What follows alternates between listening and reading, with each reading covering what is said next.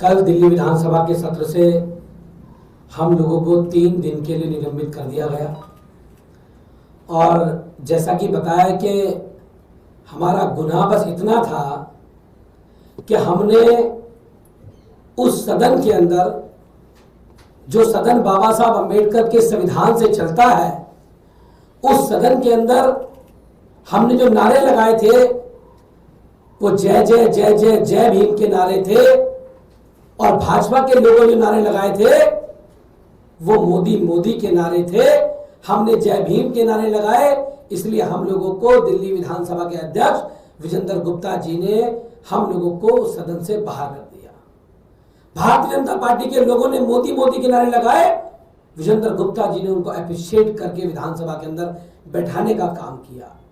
मैं कहना चाहता हूं विजेंद्र गुप्ता जी को भी और पूरी भारतीय जनता पार्टी को भी कि अगर बाबा साहब अम्बेडकर का नारा लगाने की वजह से हमें विधानसभा से जाना पड़ेगा, बाहर निकलना पड़ेगा, तो हम पीछे हटने वाले लोग नहीं हैं। हम लगातार जय भीम का उद्घोष करते रहेंगे।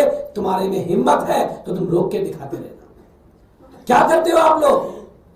दिल्ली विधानसभा में तुम्हारी 27 साल बाद सरकार आई और आपके पास मौका था दिल्ली की जनता के लिए काम करने का, दिल्ली की सरकार के कामों को आगे बढ़ाने का, लेकिन आपने क्या किया? आपने सबसे पहले सरकार में आने के साथ ही आपने बाबा साहब अम्बेडकर और शहीद आजम भगत सिंह की जो तस्वीर मुख्यमंत्री की कुर्सी के पीछे लगी होती थी, सहसम्मान लगी होती थी, सबसे पहला निर्णय आपने बाबा साहब अम्बेडकर की तस्वीर को हटाने का लिया। इसका क्लियर मैसेज है कि अमित शाह जी ने जो बात कही थी उस बात को आपने साबित करने का काम किया। और मैंने देखा कि केवल मुख्यमंत्री कार्यालय नहीं, उसी दिन एक साथ दिल्ली के सभी मंत्रियों के कक्ष से जो बाबा साहब अम्बेडकर की तस्वीर थी उसको हटाने का काम किया गया। और मैं समझता हूं कि किसी मंत्री की इतनी हिम्मत नहीं है कि वो अपने आप बाबा साहब की तस्वीर को अपने पीछे से हटा दे। वो आदेश था, वो आदेश देश के गृह मंत्री अमित शाह जी का आदेश था कि बाबा साहब अम्बेडकर और शहीद आजम भगत सिंह की तस्वीर को हटा के नरेंद्र मोदी जी की तस्वीर वहां लगाई जाए। आप सबने देखा कि दिल्ली विधानसभा के सत्र का पहला दिन, और पहले दिन दिल्ली विधानसभा के मुख्यमंत्री के कक्ष में बाबा साहब के पोर्ट्रे को हटा करके वहाँ पर देश के प्रधानमंत्री नरेंद्र मोदी जी का फोटो लगाया गया। यह देखकर पीड़ा हुई, हम सब लोग आहत हुए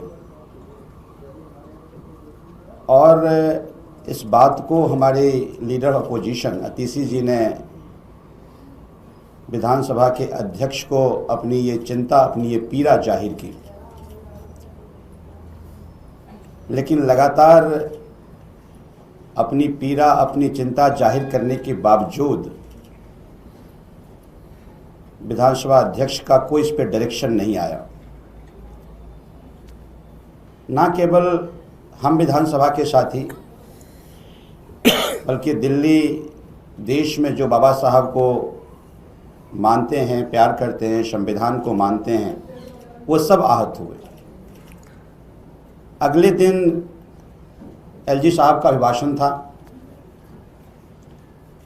स्पीकर साहब से फिर से हम सब लोगों ने ये मांग की कि बाबा साहब के जो चित्र जो हटाया गया था उसको उसी जगह लगा दिया जाए।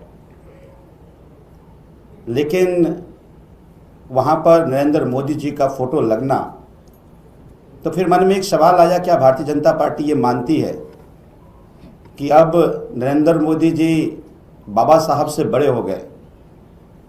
और यही सवाल हमने स्पीकर साहब को पूछा कि आपका कोई डायरेक्शन ना आना ये दर्शाता है कि आप सब लोग ये मानते हैं कि अब नरेंद्र मोदी जी बाबा साहब से बड़े हो गए।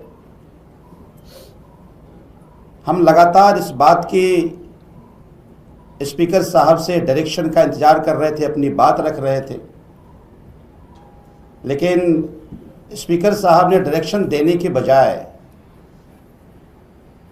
हम सबको मार्शल से विधानसभा से बाहर निकाल दिया।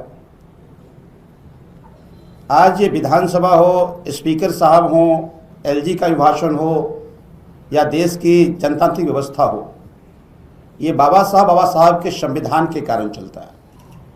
तो बाबा साहब से बड़ा तो कोई नहीं है, संविधान से बड़ा कोई नहीं है।